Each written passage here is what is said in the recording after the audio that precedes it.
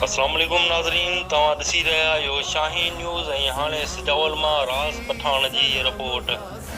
सजावल में दस्तूर मुताबिक़ 11 मुहर्रम ते बि कहरी इमाम बारगाह खां मोमिननि जो हिकु वॾो मातमी जुलूस बरामद थियो, जंहिंमें अज़ादारनि पारां नोहा ख़ानी ऐं सीना कशी करण सां गॾोगॾु ज़ंजीरनि ते मातम कयो वियो। हाजी मुज़फ़र अली लगारी सैयद मंसूर ज़ैदी जी अॻुवाणीअ में निकितल मातमी जुलूस मेन रोड पब्लिक पार्क शाही बाज़ार मुहम्मदी चौक खां थींदो मरकज़ी हैदरी इमाम बारगाह ताईं पहुतो,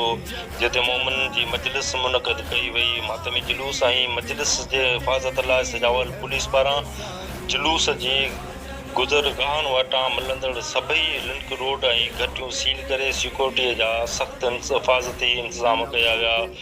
जॾहिं त असिस्टेंट कमिश्नर सजावल समीला संजराणी, रेंजर्स जवान ऐं SHO कलीमला पठान ऐं SHO सजावल आफ्ताब अहमद जागीरानी ऐं ॿिया अमलदार बि मातमी जुलूस जी निगरानी कंदा रहिया।